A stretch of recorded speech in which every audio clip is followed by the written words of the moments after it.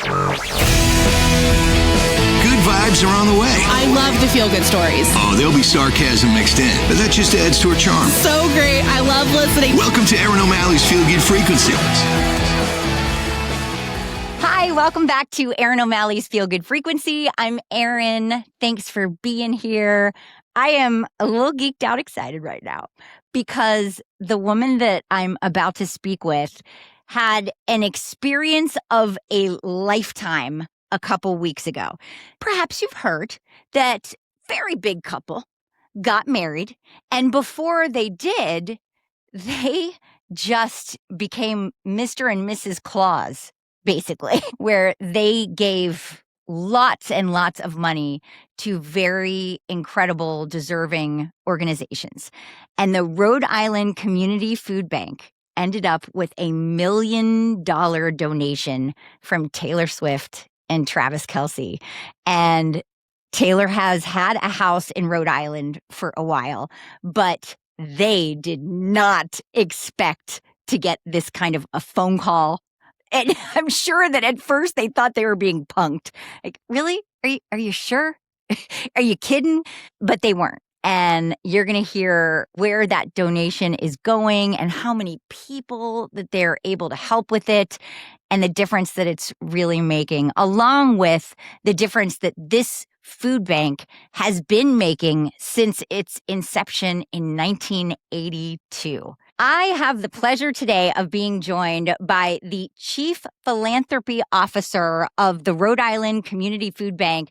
Hello there, Dana DiMarco. So happy to be here. Thanks for having me. Oh my gosh, thank you. And thank you for being part of this fantastic nonprofit, which I was doing some research about. And you signed on there at the end of last year, but you have over 25 years of nonprofit experience. I do. I have been in this sector for a long time. I've been in this sector since, I'm going to date myself, since December 91. December 91? Yes. So you were a fetus when you began? I was absolutely in the womb when I began. In the womb, and it's been an interesting journey, absolutely. But I have to say, if it led me to the food bank, I am absolutely thrilled about that. Because they've all been different. And I've been on both sides. I've been a consultant for a for-profit, working with nonprofits. I've tried to get a lot of different lenses of the fields. So what is it about nonprofits that has just obviously been part of your life for so many years? Have you always been an empathetic person?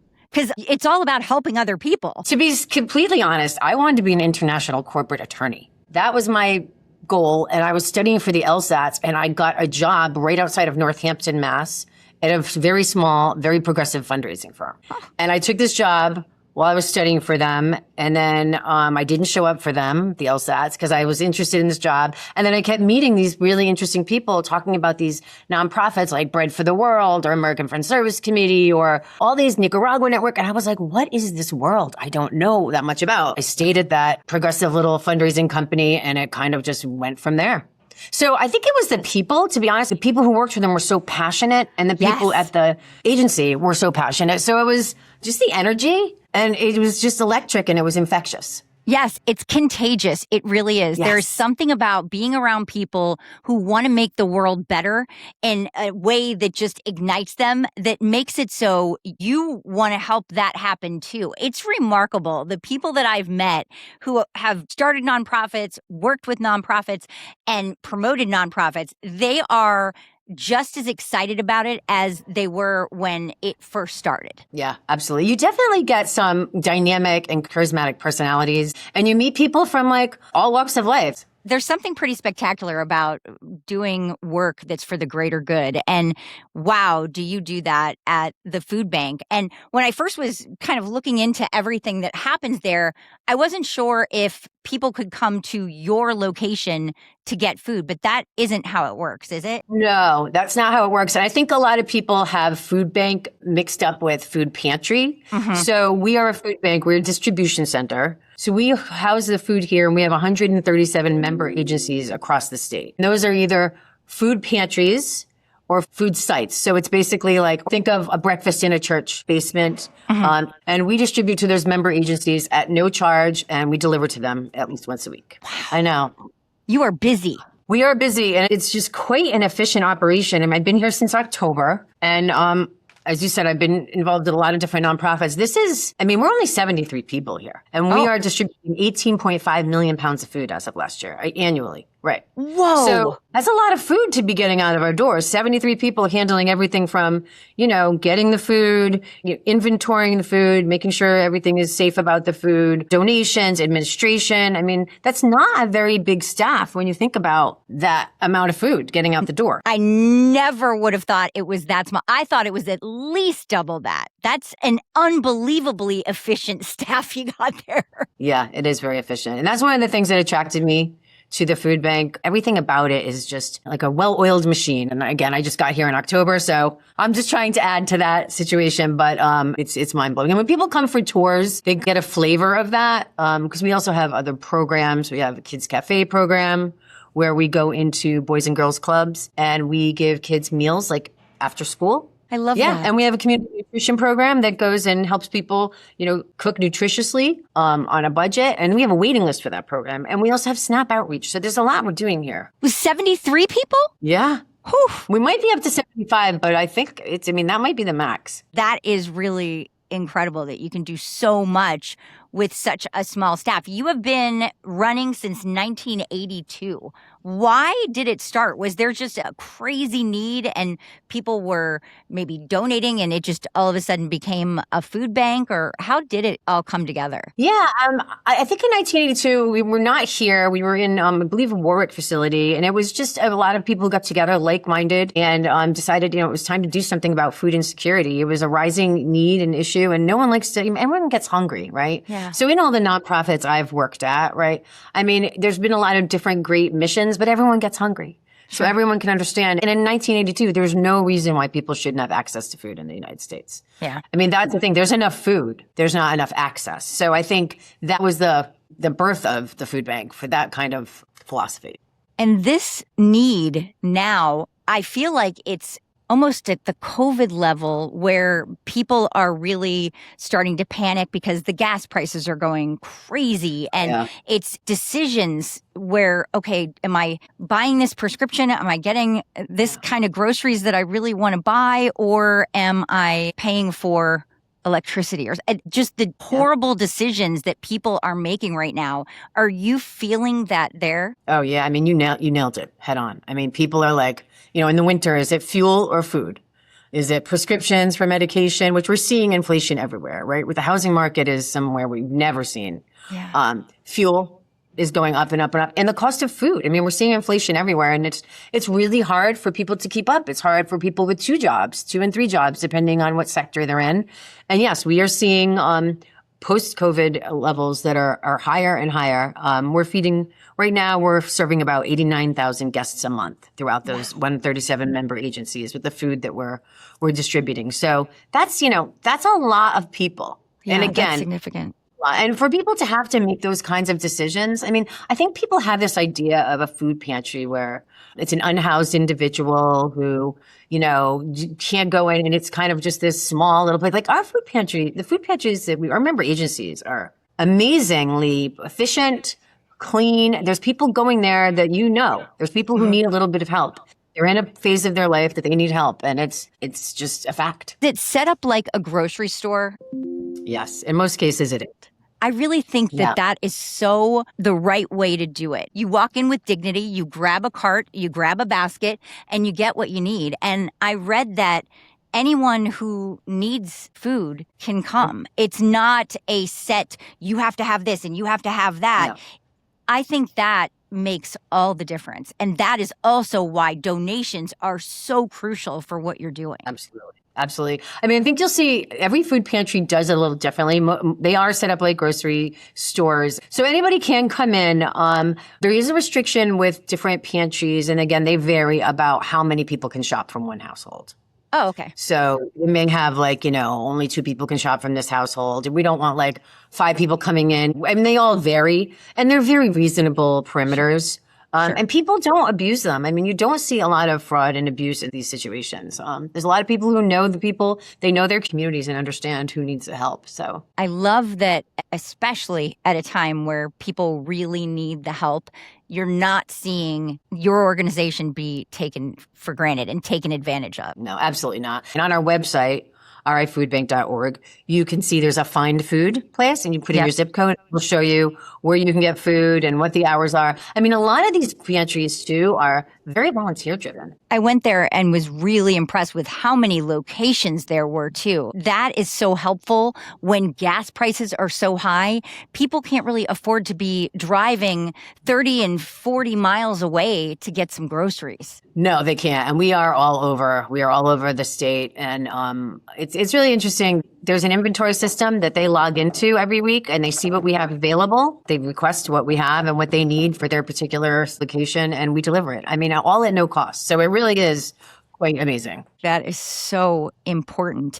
I also read that in summer, donations slow down. That kind of surprised me, I guess, because there's so much fresh produce. Can people donate things like that, or does it have to be non-perishable items? Yeah, non-perishable items are unless it's on a large scale, and then you would work with us to kind of figure that out. But non-perishable items are usually the best bet. People do food drives and that kind of thing. We do work with a lot of local farms, and we're starting to work with fisheries, with that kind of thing. The summer is slower for donations, I think, financially. I think people in the summer are a little bit, especially in New England, right? We're a little bit more like, summer. We've been dying for you all year. We earn you every year. Exactly. I think that too. I think that people are spending money on vacations, maybe. They're spending money on going out to eat a little more, seafood, being by the water. And then we go into the season of giving, right? Right. School gets kicked back in. Then we're in the holiday season before you know it. And a lot of people have their philanthropic interests around there. Do you do things like fill the truck where somebody rents a U-Haul or whatever and you fill it up? Do you do things like that, promotional things like that? We don't do them. People do them and contact us. So one of the things I could not believe when I joined this team was, well, again, the efficiency, you know, everybody's very mission driven. People stay here. People stay at the food bank working here because it is just a lovely place to work and the mission. But people contact us and say, we're going to be having this food drive. We do it every year. Like we have one with the Postal Service. We have one with different insurance companies. So, I mean, they show up here with the U-Haul and I'll be walking in being like, what was that? You know, new, being like, oh, Dana, that happens every year. And they bring, 2 truckloads of food and it blows me away. I mean, the generosity, again, I think it really does go back to a mission people can relate to. I mean, people should not be going hungry, right? I mean, we all get hungry and we're in this country that really everyone should have access to nutritious food. And that's another thing too. We really do work on getting nutritious and culturally relevant food to our member agencies because a member agency in Providence would be very different than a member agency possibly in Tiverton. Because some of these are senior centers, some of them are Salvation Armies, some of these are just food they're all different. So they have different demographics. So we do work on trying to get culturally relevant food to people as well. That is so special. I love that you do that. I agree. I think it's a great thing. I mean, a lot of the programs that were here, I think are so thoughtful. Yes. And so insightful. And a lot of that speaks to just really listening to what people say. Yeah. We have staff that go out and talk to them and listen to them and hear them. And we really try to meet their needs and, and help them every step of the way. Oh my gosh, people are absolute angels.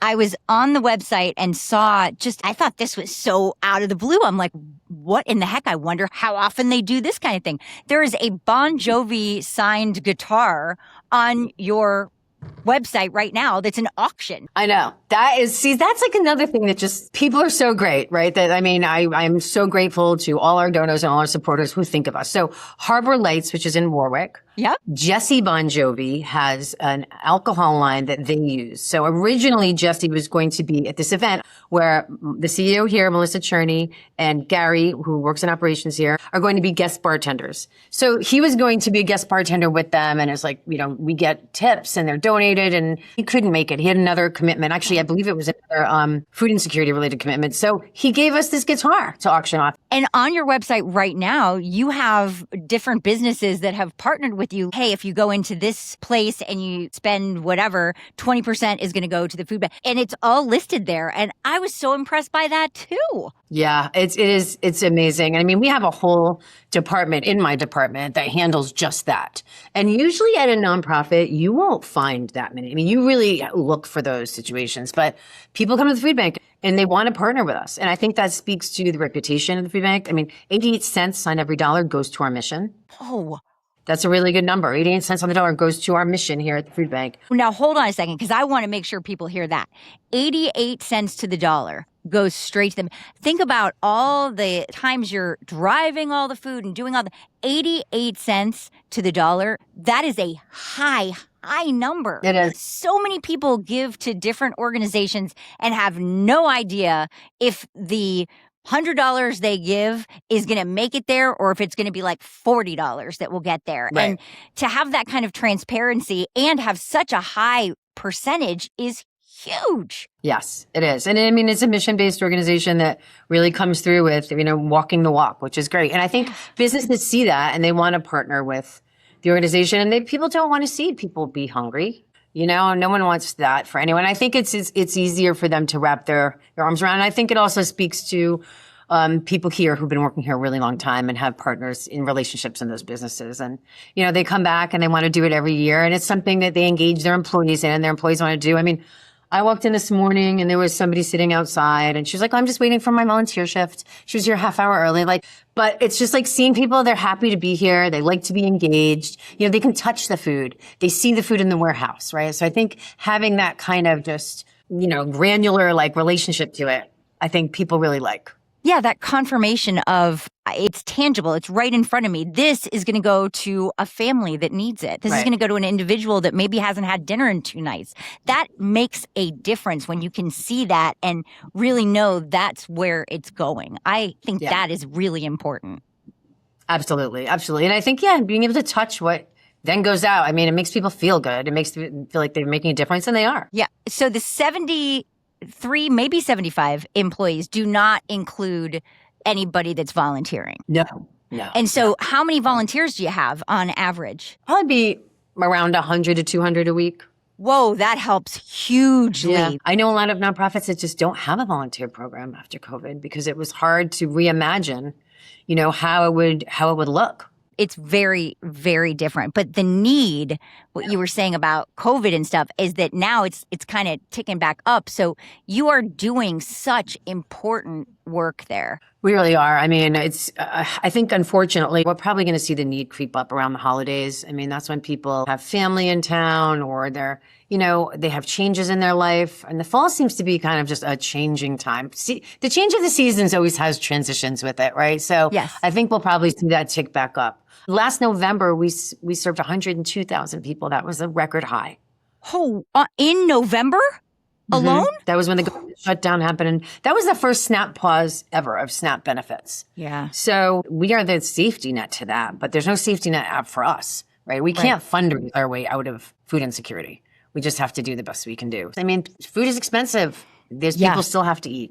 Which brings me to the spectacular press release that you must have been jumping up and down about on July 2nd, that you at the Rhode Island Community Food Bank received $1 million from Travis and Taylor before their wedding. I love that for you. Thank you so much. Thank you. We obviously know she had a house here before she was married, and we kind of thought internally, we know she's very into food insecurity and we would like to approach her, but she's getting married and, let's be creative. So we were kind of thinking about it. So I guess we manifested it, I'll say. Yeah, it was, we just got an email from Feeding America and it was basically like a donor would like to, can get in contact with us, a donor would like to give. And then finding out who that donor was mind blowing. It was Tuesday, like everything else. And it was actually the first day of our new fiscal year, which was, you raise all this money and then the slate is clean, right? So you have to raise it again to buy food, really, and to have our programs work the way they work. So, their people are lovely to work with. They're wonderful. And we're so happy. And that feeds people for about a month. 89,000 people, $1 million, because we're doing 18 million pounds of food. So the money was in our account like that. They have been lovely to work with, and we're thrilled. And we did this video that was really off the video that you talked about. Yeah, it was off the cuff. That was like 2 takes, that video, and it was so funny. Okay, I definitely want to talk about the video. But I want you to back up real quick, because when you said it would be great if we could reach out to her. So you're saying that nobody there reached out to Tay-Tay, but you suddenly got something saying they are donating $1 million to you. Yeah. And I really thought it was just like more of an administrative, like Feeding America is our umbrella organization. And, like I'm going to the conference there and I'm learning more about how we align. And I was like, oh, it must be a donor that has some very sophisticated or complex philanthropic interests. And I need to talk to them about a trust. So when the people were just like, well, we really need to have a WebEx about this. I want to see your, and I was like, what? So tell me how this happened. Cause I'm just so dying to hear how it happened because it sounds like a fairy tale. And I'm so excited for you guys. It was wild. So we got the email and then jumped on the WebEx with Stacey from Feeding America. And so I had never met her. So I was like, great, I'll get to meet her. I'm going to meet you anyway soon. And she told me who it was. And I was like, what? It just doesn't seem like and she said, they're giving money to different organizations. And, the wedding was swirling around, right? Mm-hmm. The wedding, was top of the news. And I mean, I was super shocked, but I know that they are into food insecurity. Yes. I mean, they care about it. They care about a lot of things. I know they're super just sensitive and insightful. And I know they have a house in Rhode Island, right? Yes. So I'm trying to say they, not she, because it was their gift. Yes, it's their gift. And to say them now, right? So, but it was very surreal. I mean, I'm going to be honest. It was super surreal. And then, I texted our executive team and I was just like, this is absolutely wild. Did you put them on a WebEx too or on FaceTime or something? Because I understand. I want to see the look on your face when I tell you Taylor Swift and Travis Kelce gave us $1 million. Right. Stunned. I mean, I was stunned. Like, again, it makes sense, right? It makes sense realistically and logistically. But I think I was still stunned. And my friend Kim says it best. She said, you basically won the work lottery. Yes. It did feel like we won the lottery. And we're so grateful still. And it was such a lovely start to our new fiscal year. And just to know that they're thinking about, we're this small state here. Food bank is big for Rhode Island. There are a lot of other big food banks out there. So we're super grateful. We're happy that they're considering Rhode Island, little Rhodey, like one of their homes. So so then our communications director, Kate, had the idea for the video. Yeah, so now tell me about the video, because the thank you video you did was so adorable. I saw it on social media, and I immediately just burst into the biggest smile. You used some of Taylor's song titles in it. Tell me about it, because it was so great. Yeah, well, we were trying to be creative. How are we going to thank them? How are we going to thank them in a couple of different ways? And how are we going to publicize this in conjunction with them? And so we worked with them on the announcement, and, then it came out everywhere. And we were so grateful to be included on this list of all these great organizations. We're getting national coverage, right? So, I mean, it was basically like, I think kind of 3 or 4 days, like our lives were just like, whew, different place, like everything you thought you had that was busy is going over here. And now we're dealing with People Magazine and, Boston Globe and all these really cool people who want to talk about, and it's also good news. Yeah, it's really nice to celebrate something, right? And you could use some good news. So that was cool. And then basically, Kate, we were just trying to put our heads together, and Kate had this idea for a video. Kate and Gianna worked together, and we had some big Swifties on board on the team here. And so who knew everything about them? I mean, it was amazing. And, we all were so grateful and are still. And so we said, anybody who wants to be in the video, meet us down in the warehouse, and we're going to do a video. It's 2 takes. Like, it wasn't even 10 or 15 minutes. Oh my gosh, you guys did great. I know. It was really a fun team effort. I think we were all still a little bit in disbelief. And then I was very surprised at the traction the video got. I mean, actually, probably shouldn't be surprised because, the international celebrity situation is huge with those two. So I'm glad it got shared. We're super grateful. We're glad we did it as a team. People were beaming, smiling in that video, and we had a little fun with it. Do you still have it on your socials? Oh yeah, it's pinned to our top. Okay, good. Because if anybody wants to see it, I want to make sure that they know to go. You had something happen that is just like you said, winning the lottery. But instead of just being wide-eyed and wow, this is great, you found a way to creatively say thank you, and it made it even more special. Oh, thank you so much. That's really kind of you to say. I'm glad people liked it. Thank you for sharing that story, because I was curious about how you found out and if you were like, yeah, sure, they're donating, and hanging up on people thinking that they're right. I've talked to people that's happened to before, and it's like, no, yes. They have to call back and be like, it was definitely surreal. And if Feeding America hadn't been involved, I probably would have been like, what? Like, this is total spam, or this, or any kind of phone call. I don't know how they would have validated me if it didn't go through there. And coming through there, obviously they have partnerships throughout the country is really what, and the women obviously I was working with was just like, can you believe this? Yeah, like, I no. bet. Yeah. I bet she was freaking out because she got to make that phone call to a couple different places, and that must have been so fun. Yes, she did. She's wonderful. Everyone who works there is really, I mean, it's just such a great sector to be in. Food banking as a whole, and food insecurity is a whole sector of nonprofits that are just really special. And I want people to really remember this and think about it. The food bank that I feel like maybe when we were kids, we heard about it. Oh, it's for people that don't have a place to live and people that are living on the streets and stuff. And it is so different now. There are always going to be people that need it that maybe don't have home security, house security, but it is your neighbor. It's a friend of yours. It's maybe even a family member that are reaching out to this organization to get help because, sometimes we all need a little bit of it. And it is really, really reassuring to know that you are there. You have a whole warehouse of people that really care, that are there for the greater good, and that you've been doing this since 1982 and you're not going anywhere. And that provides a lot of comfort for, I'm sure, everyone in Rhode Island. It really does. I mean, I did a drive along with one of the drivers when I first started, and just to see people's faces when they see the food bank truck, like people wave, they smile, so that's really nice. Also, it's like kind of another good feeling. But, also people have chapters in their life, right? I mean, people get sick, unfortunately. Yeah. People lose their jobs. They lose their jobs because they get sick. Like, your spouse all of a sudden had this great job for 7 years and the organization goes under, or God forbid, someone in the family has medical bills. I mean, there's just different things that you cannot plan for. People need help. And it's not, I think, what people think in terms of who's being served. It's your neighbors, it's your community, and it's with dignity and kindness. And I think that's what everyone deserves. And that is exactly what I want everybody to remember. The Rhode Island Community Food Bank is there, has been there, and will continue to be there for all Rhode Islanders that need them. Great. Yeah, we're happy to be here. And, we're going to continue the work we do and hopefully even expand with the need. But, if you wanted to donate, it's rifoodbank.org. I'm the Chief Philanthropy Officer, always happy to talk with people about different things, and we're always interested what people think. You get waved at, which, let's face it, in this part of the country, it's usually just a one finger wave that people give each other. So I love the fact that you get the love from everyone.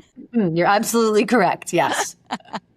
Keep doing what you're doing. They are so lucky to have you. And I'm glad that you have found a home there, because it really does sound like once you get in the door, you don't want to go. Absolutely correct. Really nice time talking with you here, and we appreciate it so much. Absolutely. I love talking with you. Thank you again. Dana, you are a gem. Thank you so much for spending all that time with me. I could keep on talking about all the great things that you do at the Rhode Island Community Food Bank. And, that crazy, fun, unexpected donation that is all over their socials. In fact, I was just on their Facebook page, and it's been seen over 209,000 times just on that. And they've got TikTok and Insta too. So yeah, check out the thank you video that they made. It is so cool, so sweet. They're all really good little actors there at the food bank, I'll tell you. And you could just tell that they all had fun, and they were all genuinely bursting with excitement and gratitude. Gratitude's a great word for today, right? Thank you for joining me for this episode. I so appreciate you taking the time. And you know what? Tell your friends about the Feel Good Frequency, because one woman band here, and I don't really have the funding to get billboards and television ads and things like that, because I'm just trying to find the good people and highlight them. They're everywhere. We just need to bring them here and chat with them and see what they're doing. And hopefully they will inspire you and others to just make whatever little kind of difference you can in the short time we have on this planet. ErinO'Malley'sFrequency.com is my website. You can email me there, ErinO'Malley'sFrequency.com. Thank you so, so much. Have a great rest of your week, and chat with you on Wednesday. Bye.